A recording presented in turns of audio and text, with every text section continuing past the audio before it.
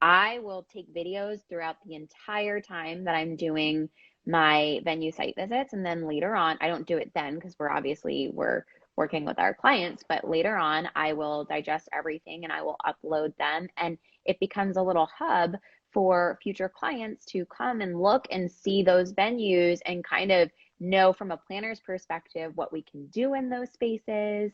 Um, and all that. So I find that that works really, really nicely Yeah. um, for your highlights to showcase and connect with potential clients, you know, that you work at these venues and that you have the ability to create a really beautiful wedding in that space. Yeah, speaking of that, my one of my friends just commented, and she actually shot that wedding, Sarah and Chris's wedding that we did at Oh the yeah, stateroom. Natalie. And she just told me that she actually booked two weddings at the stateroom for next year, I believe, because of the photos that she had taken there, and then she had tagged the stateroom. And That's so awesome. it's a Yes. 100% works to make sure that you're tagging where you're going and not just like I have to do this sometimes because like you're saying like when you shoot at a private estate or something just tagging the town or the city that it's in, but try to tag the specific venue because city tags if you go on there they're very trashy, they're very you're Yeah. like oh maybe we shouldn't have tagged that one. So Yes. try to make sure that you tag like the venue specifically.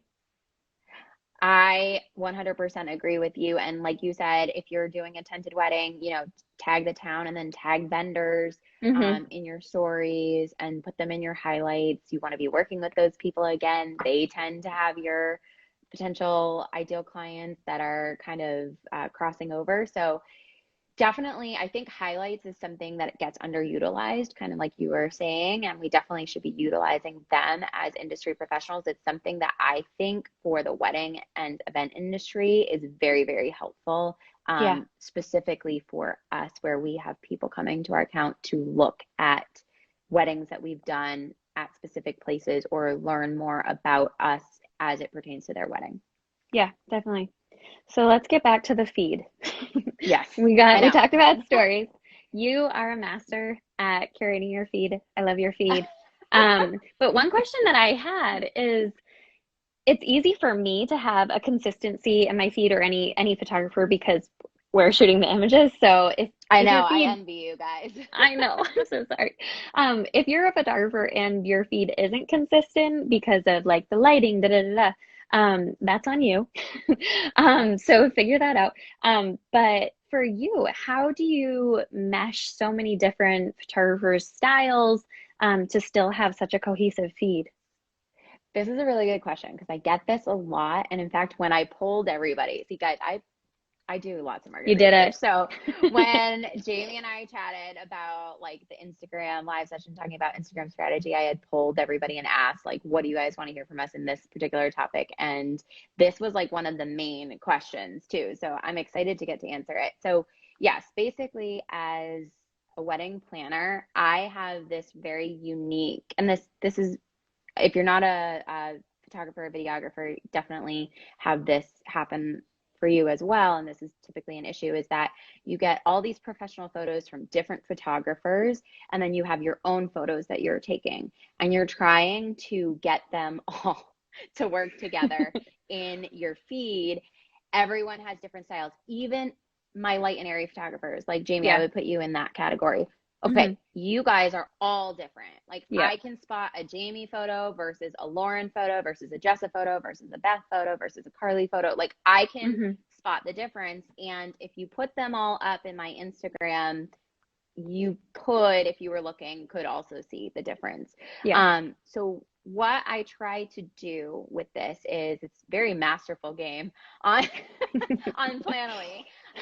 But what I try to do first is, and I did this a long time ago, and I just always keep up with it, is I've chosen a color palette for my business and my brand that works for me. It works very well with the aesthetic that I tend to bring to the table. And then it also works for attracting my clients or my ideal clients. Um, my colors are, well, my feed is typically pretty light and airy, and I focus on whites, blushes, nudes. pale soft blue, which is one of my brand colors, cement gray, and green, like greenery, like natural greenery too. Yep. Um, so, and as a planner, kind of the beauty of my weddings is that they're not all exactly the same, and each client has their own unique, gorgeous vision. So, a lot of my weddings kind of fall into this color palette, or not, they don't all fall into it, but they have elements of their day that have these colors. A lot of times because we're by the ocean, the blue or the Yep. sky, I get immediately. I have no Mhm. problem with that. Tents, white tents, you know, like I Mhm. get that. Yep. White dresses, white florals. So there are certain things that I can easily get those colors from. The blushes and, the gray depends on what the wedding is like. But what I try to do is I try to, with all of my photographers and all of their images, I go through my galleries. Obviously, on my website, I use pretty full, well-rounded galleries from all of my photographers from my weddings. I share every photo that I pretty much love. I probably share too many of them, to be honest, in my portfolio on my website. But when I'm looking specifically for my Instagram, I actually go through and I select somewhere around like 10 to 12 photos from that wedding that Yep. I know are going to fit into my Instagram feed. Yep. And I do that with all of my weddings. So pretty much every single wedding that I have has a folder that has 10 to 12 photos from the wedding that I know will work in my feed. Some weddings I get even more. Like I once had a bride whose color palette was pale blue, blush, nude, cement gray, green, and white. And I was like, okay. Like Perfect. I was like, every single photo works. It was a light and airy photographer. It was great. Yeah. But I find that doing this really helps to make it a little bit more foolproof. And then I actually have those folders ready to go into the app that I use called Planoly. Mhm. Um, and so what I do is typically I'm going to skip over. I'm going to come back to something that I want to Okay. talk about. I want to talk about dark and moody and bold and saturated like color palettes because I do showcase those on my Instagram and I have a strategy for it. But I'm going to kind of chat about how I approach the color palette, typically on my Instagram feed. And that is I treat my Instagram like it's a contact sheet. So I know like not everybody knows what a contact sheet is, but basically it's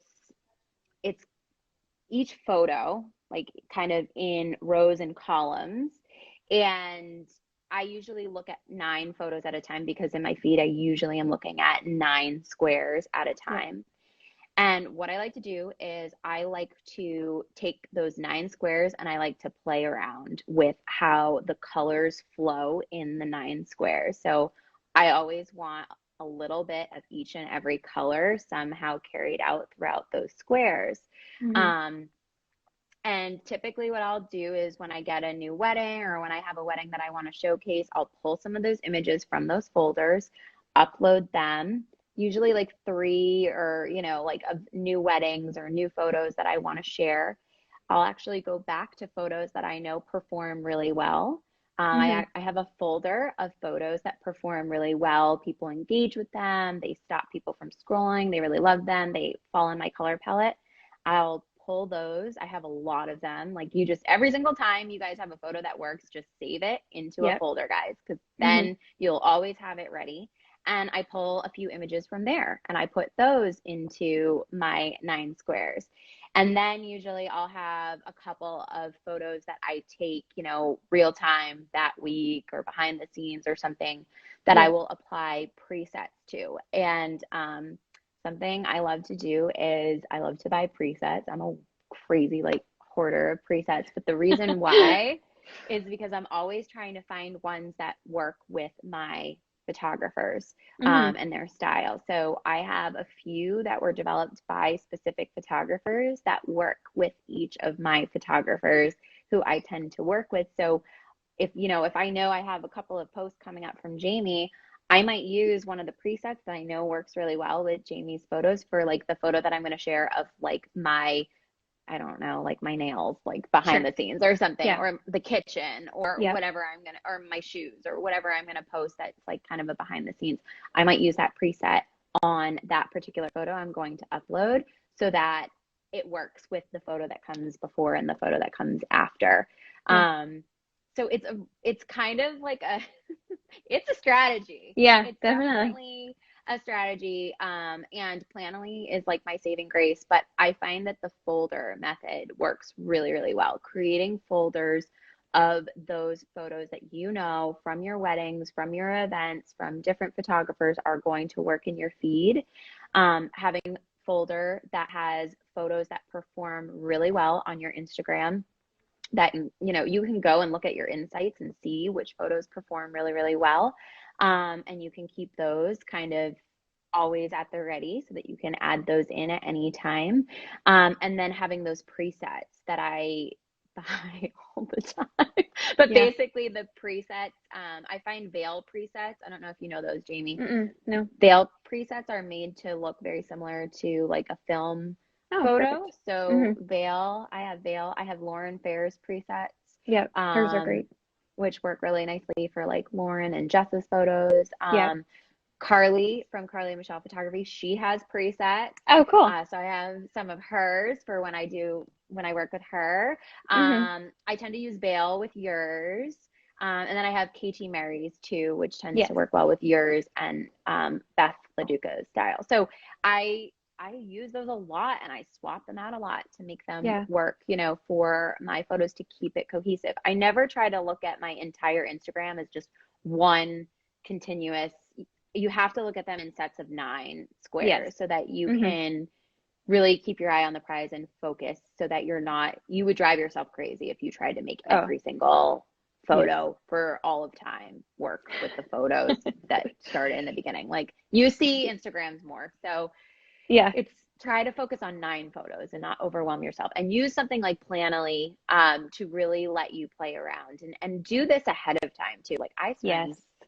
days like Mm-hmm. before I actually post photos working on my feed and like getting it to look the way that I want it to look moving forward. I usually schedule about 2 weeks out is what I Yeah, do. that's what I do. I do a very similar thing, and I would agree that any vendors should be doing like a similar thing. As soon as you get that gallery from your photographer for, the wedding or whatever, grab 10 to 20 photos, download them, Yep. put them in a file, know that they're there. I use Plan, Plann, which I'm sure Hmm. is very similar. It's just like a visual Same planning thing. thing. And what I do is same thing. I finish editing a wedding. I go through, find my favorite images, and then I dumb them down even more.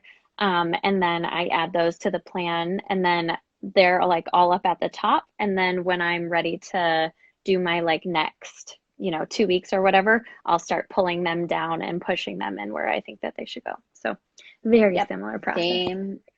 Same exact thing. I think it's awesome for photographers. You guys have like, it's just so nice and easy to keep things cohesive. Yeah. Um, for anybody, venues, stationers, floral designers, planners, designers, for rental companies, if you're working with multiple different photographers and their photos for all different styles of weddings, it's really kind of the best way to approach it is kind of with the folders and using an app like Planoly, and then getting yourself some presets that work really well with the photographers or the style that you're trying to make sure your feed exudes.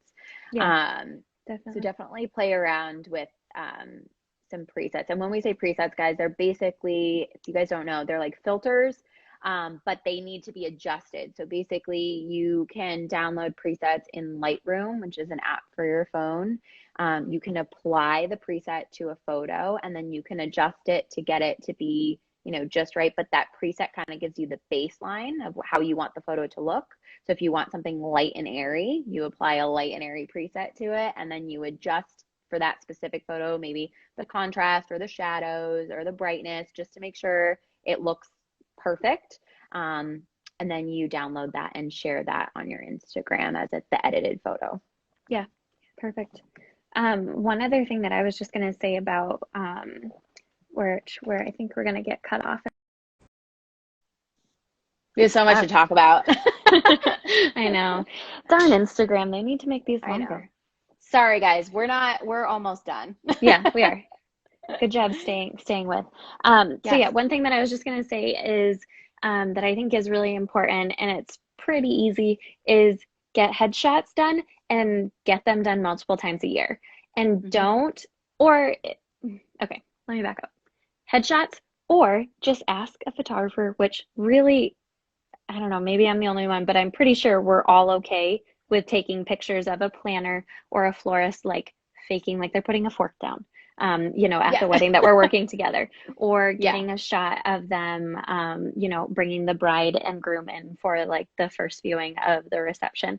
Um, if they're not doing that, if your photographer isn't doing that, ask them. Just ask them. And if you're a photographer, do that.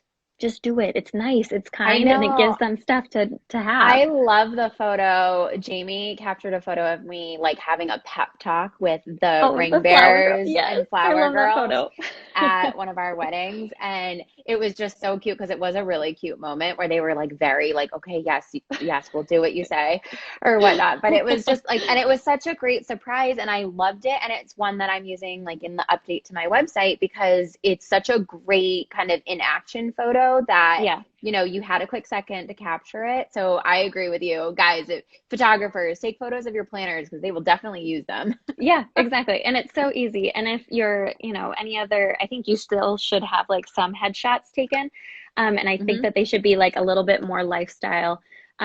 You're a picture of you, like, which I have these and I share these too.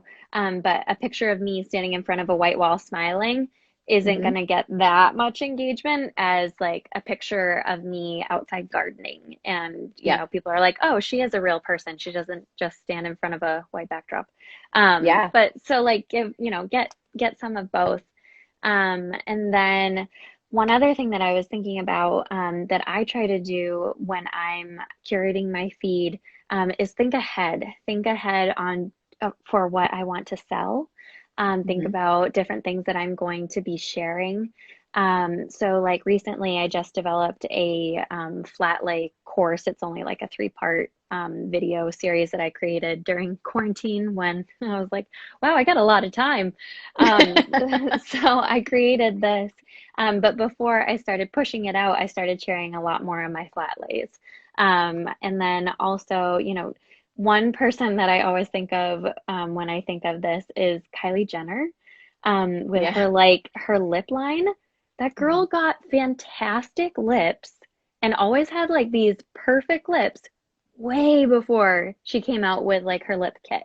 And so you just knew like once her lip kit came out, you're like, oh yeah, that makes sense. So do Yeah. that. Just drop in little hints if you're planning on selling something, if you're planning on putting out a course, if you're planning on, whatever, pivoting in your business.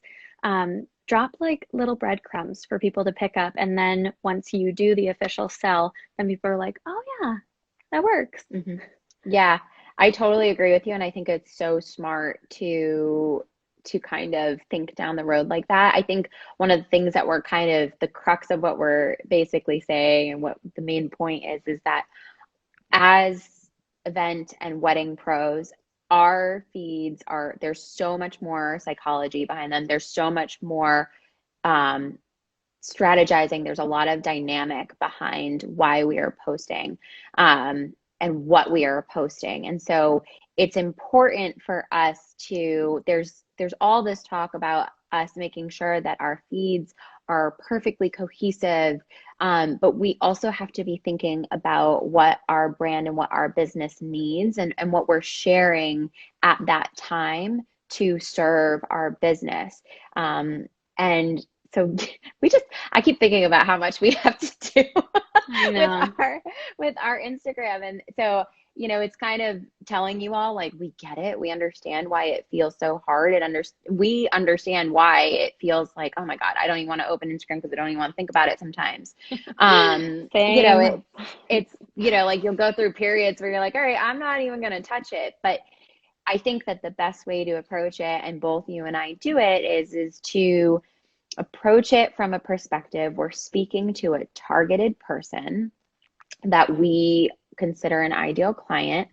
We have these connection points, and then we have this strategy of using an app that helps us play around with our photos. And we have just kind of a process that works for us that helps us to create not only a cohesive feed, but also an engaging one. Mm-hmm. I think after we do this, I don't know, I feel like maybe I'll make like an infographic, or I'll Yeah. make something that shares the process that I, do point by point, like, step by step, Mm-hmm. because I feel like it's definitely like, as I'm talking it through, I'm like, yeah, this has really developed over the years. Like, it really is a pretty, Yeah. like, it's a pretty dynamic process when I think about it. Now I just do it, and Right.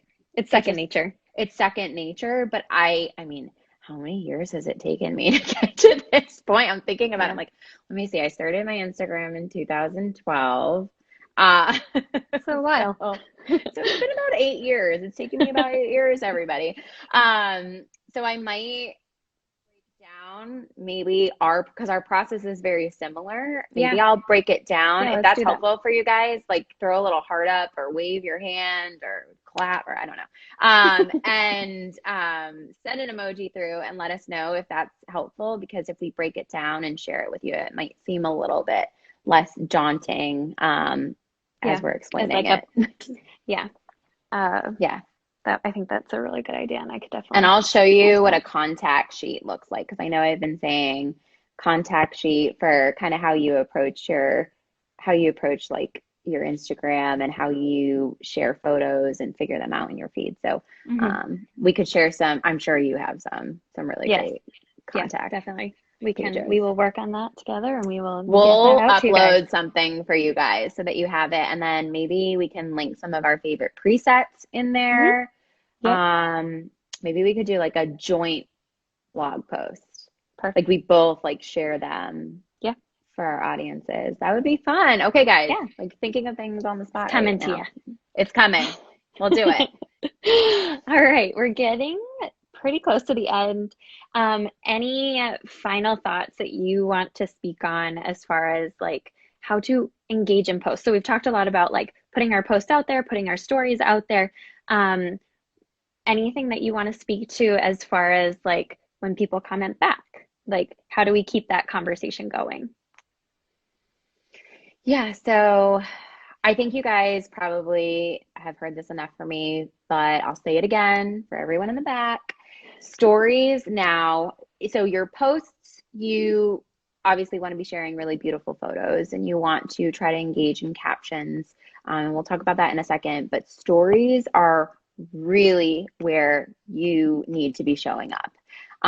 This is where you're showing yourself in real time. This is where you're relating to your followers. This is where you're connecting with them on a deeper level. This is where you're showing your work in action.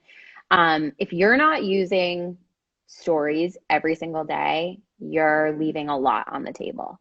Um, for everyone worried about how they look, because I get this a lot, there are 1 gajillion filters Filters are available. amazing. I was actually hoping that there would be one on the live, and I was like, oh, dang it. Should have put more I think there foundation is one on. at the Oh, darn it. Are you kidding me? I This whole think there time. is one You're right, there at the totally is. bottom. Oh, you gotta I be think there kidding me. Well, let's make this mug look a little bit better. everyone's everyone's Oh, I like, don't want that Jamie, one though. they're at the bottom. Things, clearly I don't do lives too often. Well, whatever, you guys have seen it, so. You've seen them. But yeah, so basically there are a million filters out there that you can alter your appearance with. You can have eyelashes, you can change your skin tone, you can make it black and white, you can do whatever. You'll look like a model. Just don't even worry about it. Just brush your hair and show up. Okay. That's Hmm. all you have to do. Throw a filter on, put on a t-shirt, something acceptable just to wear so that, like, you're not naked, and like let people see you.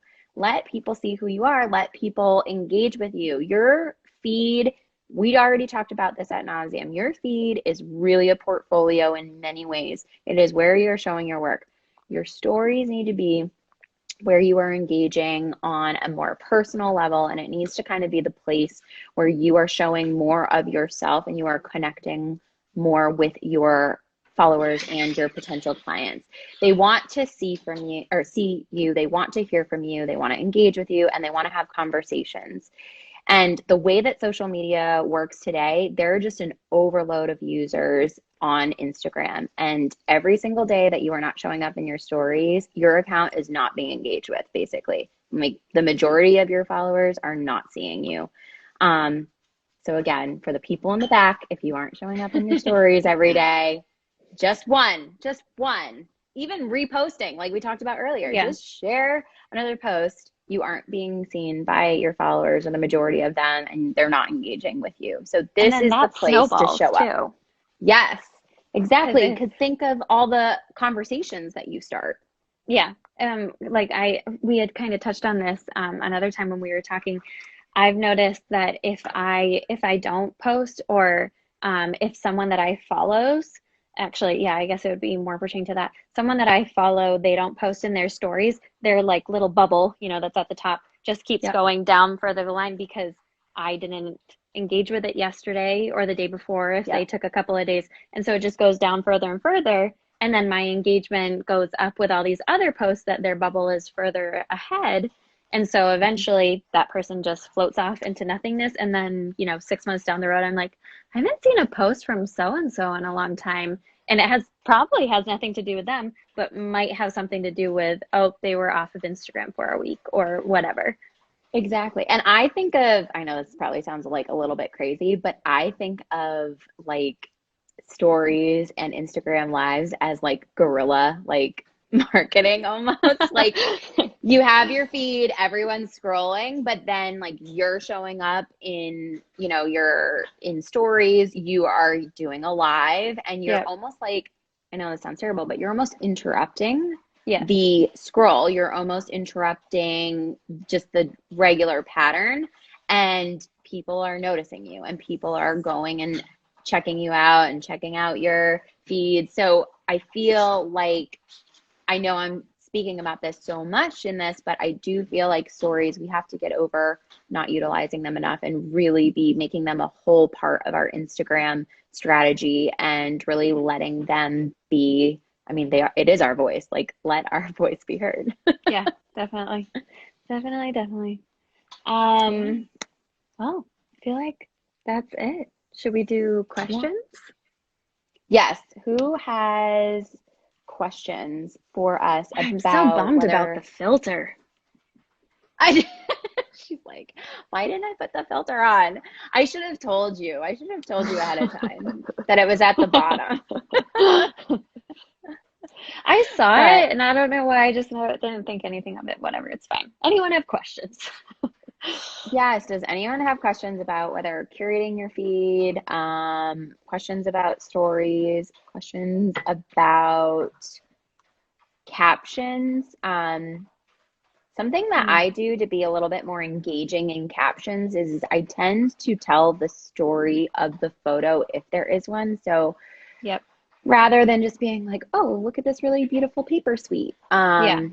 I will say, oh, this particular invitation suite we created with Vet Collection for Alex and Chris because Alex and Chris love this particular printing style. And so what we did is we did letterpress, and then we used a bunch of their favorite catchphrases like plot twist and this and that to put their personalities into the stationery. I talk much more about why I'm sharing that photo, which I think can really help people know the story and engage more with that post.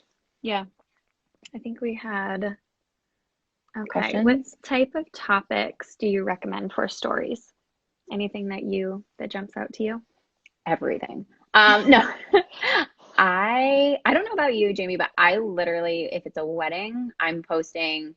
I have either my assistants or myself Yep. just posting behind the scenes the entire time. Some of the really big moments, I love like the big moments of like a rose petal recessional or like the kiss or the reveal of the room. So that's on wedding days. Yeah. That's what I do and set up. But I would say I would say that for the majority of what I'm sharing, it's usually if I'm doing a blog post, sharing more about the blog post. Hmm.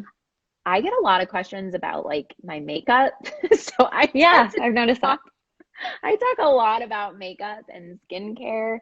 Um, I tend to, if I find something that I really love that I think that the people who follow me will really love, I'll share it. I mean, like down to like a Christmas cookie recipe that I Totally. think that everybody loves. Like I don't like nothing is off the table. I obviously don't share some very private parts of our Yeah, lives, but that's just because like everybody has to have something that's, right. sacred. But Yeah. I'm pretty much an open book. I'll share like what smoothie I'm drinking. Like, I don't know. Yeah. I think it's again just finding your ideal client and then listing out everything that they're interested in. And Mhm. then if it's a Tuesday and your client is interested in baking, why don't you just pop your phone up and be like, "Hey, I'm making cookies today." Or, Yeah. or show a cooking fail or Yeah. whatever. So I think you can still like fall underneath the like what your ideal client likes, but I think you can show the messy side of that too. That's Um, exactly it. I think you can really kind of throw the rule book out with the stories and really just let yourself be yourself in those stories and really shine a light on what your life is like. Um, it's a place where you don't have to be so curated. So you can kind of just it yes. don't overthink it. Just Yeah. share, whatever you feel Yeah. comfortable with, and Yeah. travel is where I share a lot of travel in my stories. That's where I tend to show travel rather than in my feed because I think that travel for me is something that, I can engage a little bit more at in real time. So if I'm Yeah. somewhere and I show that I'm there, somebody can message me and say, "Oh my goodness, we're going there. Where is that? Like, did you Yeah. like it?" It's kind of a nice way for me to chat a little bit more. I did that in Positano when we went for our honeymoon, and my husband was like, "Can you stop?" I was like, "Oh, so many people are going to Positano soon, and they're all asking me questions." He was like, "Stop it." But like I find that that's, things that I know that like connect and resonate with other people, I love to share. Yeah. Next question. We did not touch on this, but do you have any thoughts on paid advertising on Instagram? Do you think it's worth it? Have you done it before? I don't know. I've done it before, and I didn't really see it do very much for me. Same. Um, I don't know if it works for our industry. I think it Yeah. works better for like high volume purchasing. If you have a Yes. product, If I it's think it correct. works. I would totally agree with that. I think it works really well for, well, just think of it as yourself. Um, say like I'm a bride, or no, I'm dating someone, and I'm scrolling through and an ad pops up about a wedding photographer. Well, that's not pertinent to me right this second. Like, yeah, it might Right. be, I might get engaged tomorrow and it might be helpful for me tomorrow, but right Yes. in this second, as It's an not ad, doing anything. it's not helpful for me. Yeah. And I have never purchased from an ad unless I was like specifically looking for like a gray dress or something, and a gray dress popped up. Then I was like, yep, that's what I needed. I needed that today. Um, I think I agree because I just focus on what works for me with the advertising. And the only thing I've ever purchased when it comes to advertising is presets. So if you are selling presets, so I'll try and sell um, some presets to you at some point. I'll just buy them. But I would say presets and then also clothing, like things like Mhm. if I'm going on vacation and all of a sudden like a bathing suit advertisement pops up and I'm looking like perfect or Yeah, so I exactly. will buy something that I'm looking for that's like an easy buy. Yeah, But something where I have to make some like heavier decisions and like weigh out some yes. options. It's just, I think like advertisements are really good for like more emotional buys. Hmm. Um, so if you are a professional who is offering courses, um, presets, like a product, Products. like a Yeah. download, or something that is passive, I think that advertising would probably be really great for you. And I actually think I have some links from some creatives who have done courses on like very like small, easy courses, like ebooks for Sure. paid advertising. Let Hmm. me see if I can find them. I have one for Pinterest. I have a couple. I think I have another one for Instagram. I don't know about Facebook, but I can find those and maybe link those in the blog post we're doing. Yeah, yeah. No, I would definitely agree with you on that. Yeah. All right, we have another one that says with presets, they alter photos, of course. Do you feel you'll get kickback from photographers with the post? So I think they might have just misunderstood what you were saying Oh, because oh, you're oh. not posting those on the photographer's photos. You're posting those on No. your photos. Okay, this is a good point. I should have made this disclaimer. So when I use a preset, guys, I use them on my own photos that I take that are not professional photos. So if I get a professional photo, so my goal with my presets is actually to make sure that the photos that I take with my own camera or my own phone end up meshing well with the professional photos that my photographers are taking and allowing me, like, so graciously allowing me to have, graciously, generously is what I meant, allowing me to have so that I can showcase my work on Instagram. So when I use presets, I'm using those to make sure that the photos that I take end up looking very cohesive and beautiful in my feed and very much on brand. I don't apply them to a photographer's work. I don't alter a photographer's work ever. And you shouldn't. That's like a whole nother thing. But yeah, don't alter photographers unless they tell you it's okay. Like if they say to you, like if they took photos for you and are allowing you to edit them for some reason, that's fine. But otherwise, you should always assume you shouldn't edit them at Yep, all. yep, agree, agree. All right, well, I don't see any other questions. Last call for questions. I don't think so. So guys, if you were watching the last live before we got cut off and came back in, we are going to do a blog post for you that is going to go through, we chatted about it here in the live, but we're going to go through our step-by-step how we curate our feed to make it cohesive. Um, and we'll link some of our apps that we use, some of our favorite presets. We'll show you actual examples. I'm excited for the post because I think it's going to be Yeah, really helpful. yeah, I think maybe we And could we'll even do let you like a know. list. Yeah, we could do like a list of different ideas for stories as far as, like different things that you can post about. And then maybe Yeah. just even like some content ideas as far as like your actual feed goes. Yes, you have a really good list of content ideas that you had shared with me that I thought was Yeah. really super helpful. So we could do that. Um, if you are looking for a deeper dive and you are looking to have a more specific strategy for your Instagram created, let us know. So I offer mentorships for industry professionals who are looking for, like, I have a myriad of topics that I talk about, but one of my most popular ones is Instagram strategy and growth for industry pros. So if you are interested in creating something that is more specific to your Instagram account and your ideal clients, feel free to reach out to me at Kerry at alwaysyoursevents.com via email, and I can send you information on that if you're interested. And then Jamie, I mean, I bet you Yeah. photographers too would want to mentor with you on it because you have Yeah. a really good procedure. Yeah, so I haven't started like a one-on-one mentorship or anything yet. One thing that I had mentioned that before that I just put out is a flat lay course. It's free. The videos are just on my IGTV. And then if you share like one of the videos on like your feed or on your stories, I'll send you a Google Drive link that just has a bunch more information. It shows like different flat lays that I've shot, and then it kind of breaks them down why I've put certain props in. It also has a list of different like reusable props that I always keep on hand for when I'm styling flat lays. So yeah, you can check out all that on Awesome. my Instagram TV. Yay. Well, thank you guys so much Yeah, thanks for guys. joining us today. You can keep watching this on Jamie's story Yep. for 24 hours.